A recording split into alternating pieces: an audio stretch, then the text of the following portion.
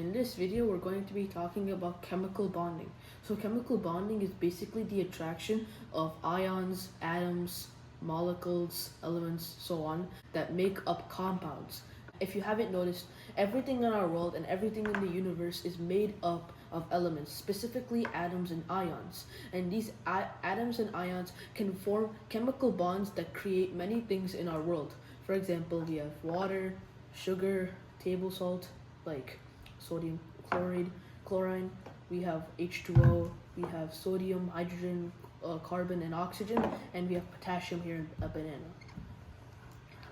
So basically, in the short, everything in our universe and everything in our world is made up of different elements that, when bonded together, create different substances which we know today. So elements form chemical bonds due to multiple reasons. However, the main reasons is to gain stability, or it is to adapt to the outside environment. Because every atom wants to remain as a stable atom, like the noble gases, that's why they try to create these chemical bonding, like table salt over here. They try to create the chemical bonding so that they are able to remain stable in that outside environment. For atoms to create chemical bonds, you have to provide a suitable or a right environment for it to be able to create it. Otherwise, it just won't randomly do it. It has to be in the correct environment for it to do it. So, for example, it can be the environment has to be hot, or the environment has to be cold, or the environment has to be at a certain temperature, or has to include some kind of part in its environment that invokes the elements in that environment to create a chemical bond and form a compound. One way salt is formed is near rivers, and rivers, they have water, right? And that water consists of chlorine. Now that chlorine in the water and the sodium in the ground could come together, and when they come together, in that damp environment, it can most likely create salt, and that salt is taken by the river, and that's why we have salt water in our oceans, not fresh water. The reason why these two, sodium and chlorine, the reason why they reacted is because of that damp environment. And to create an element, it typically follows a type of rule, and that rule is either the duplet rule or the octet rule. So in this situation, you would follow the octet rule, but only if it consists of hydrogen or helium. That's when you follow the duplet rule. Let's see what octet and duplet rule is. So let's first start with the duplet rule. The duplet rule applies to atoms that only contain one or two electrons in its outermost shell. So basically, in this situation, the only rule this would apply to is hydrogen and helium. So hydrogen and helium follow the duplet rule because they only have a maximum of 2 valence electrons or in its outermost shell. Let's look at an example. So let's take H2, which is basically 2 hydrogen atoms. So we have a hydrogen atom, and hydrogen only has 1 electron, and then we have another hydrogen atom, and that also has 1 electron. And when it meets a certain environment that matches it to cause a chemical bonding, it can bond together.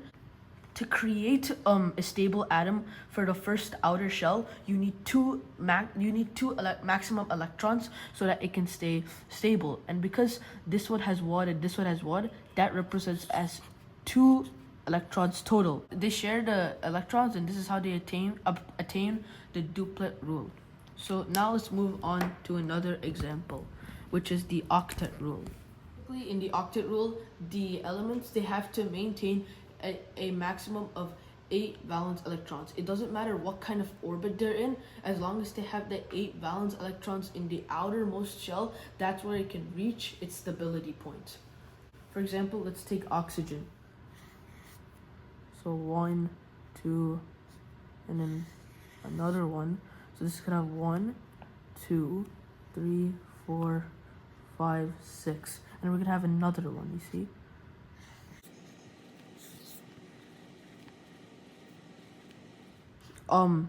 What happens is it creates a chemical reaction, and what it needs is this one needs 2 more electrons to be stable, and this one also needs 2 more electrons to be stable. And what it does is that they take these, so one of the oxygen atoms takes 2 of its electrons, and the other takes its other 2 electrons, and what happens is that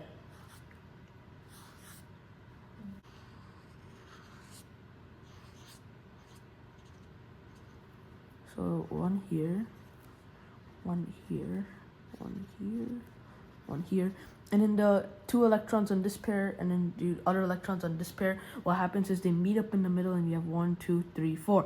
So basically it needs 8 electrons, right? So 1 electron, 2 electron, 3 electron, 4 electron, 5 electron, 6 electron, 7 electron, 8 electron, and the same thing on the other side.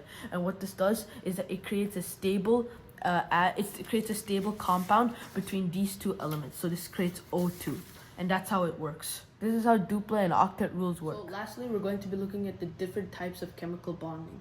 So there are 3 different types of chemical bonding: ionic chemical bonding, covalent chemical bonding, and metallic chemical bonding.